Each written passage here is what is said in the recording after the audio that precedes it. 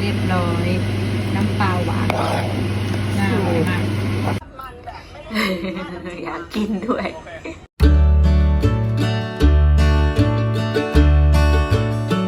สวัสดีค่ะทุกคนวันนี้เราจะมาทำน้ำปลาหวานกินกับมะม่วงกันค่ะก่อนอื่นเราก็เตรียมวัตถุดิบก่อนนะคะมีหอมแล้วก็พริกนะคะที่ต้องหั่นค่ะหั่นหอมแดงค่ะหั่นพริกเราต้องล้างก่อนนะคะค่อยเอามาหั่นค่ะอันนี้เราล้างมาแล้วนะคะแล้วก็เตรียมมะม่วงค่ะใส่น้ำเปล่าลงไปค่ะตาลมะพร้าวกะปิอะไรก็ได้นะคะ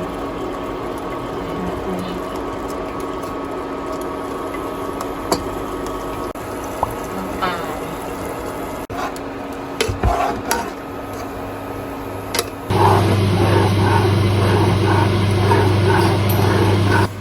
กุ้งแห้งนะคะ3 ไซส์เราจะใส่แบบเล็กแบบกลางแบบกลางแล้วก็นี่ใหญ่ขึ้นมานิดนึงต้องแช่กุ้งแห้งแล้วก็นำไปล้างก่อนนะคะถึงจะลดความเค็มจากตัวกุ้งออกนะคะแต่ว่าอันนี้เราทำกินเองค่ะเราก็เลยไม่ได้ล้างน้ำออกนะคะรสชาติก็อร่อยเหมือนกันค่ะแต่ว่าก็ลดเค็มลงหน่อยค่ะเพราะว่าในตัวกุ้งมันก็เค็มอยู่แล้วค่ะ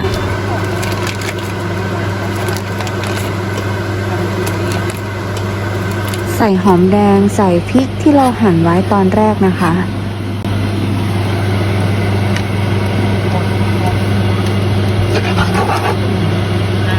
แต่ว่าสูตรของเราเราใส่พริกป่นลงไปในนี้เพราะว่าเราชอบกินแบบป่นด้วยนะ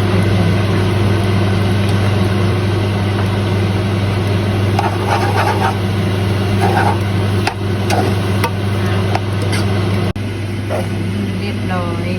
น้ำปลาหวานน่าอร่อยมาก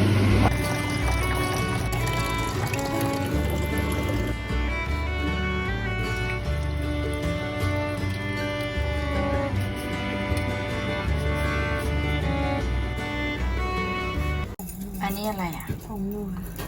นัวนิดหน่อยพริกป่นน้ำตาลทรายนะคะอร่อยมีใส่ข้าวโพดผงปรุงรส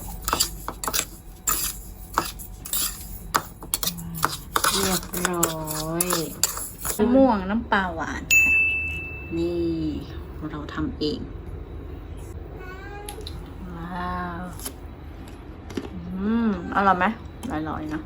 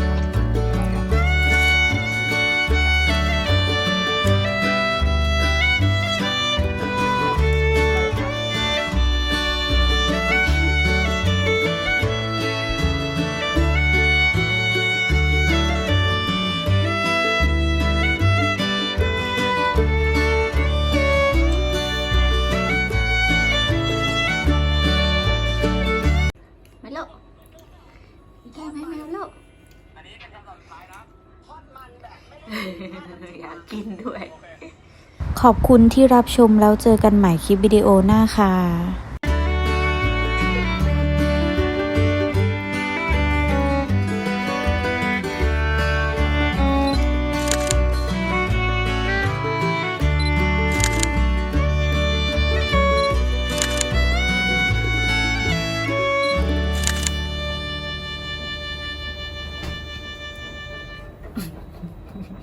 เดียว โอ้ยรู้แล้ว